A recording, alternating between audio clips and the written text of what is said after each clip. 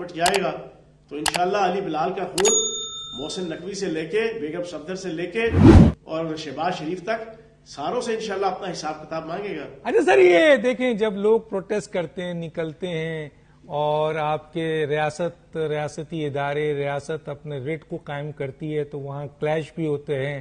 تو آپ کے ہاں بھی ہم نے دیکھا کہ جی گاڑیاں جلائی گئیں اور پتھراؤ ہوا اور گاڑی توڑی گئی. فوٹیجز موجود ہیں، میرے پاس بھی ہیں اس وقت.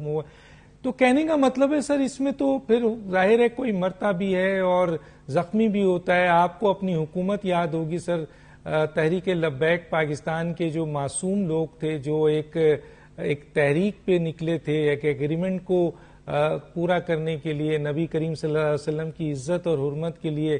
تو اس وقت کی جو گورنمنٹ تھی اور جو آپ کا جناب شیخ رشید صاحب انٹیریئر منسٹر تھے، ان کی انسٹرکشن پہ 27 لاشیں انہوں نے اٹھائی تھی سر.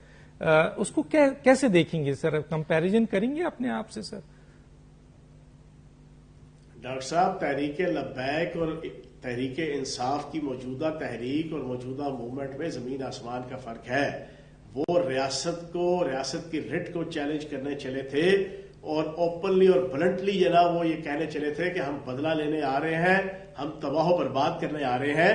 دوسری طرف تحریک انصاف نے تو آج اسی الیکشن کہ جس کا شیڈیول آج حکومت اناؤنس کر رہی ہے پنجاب کے اندر، اسی کے سلسلے میں الیکشن کی ایک انتخابی ریلی رکھی تھی.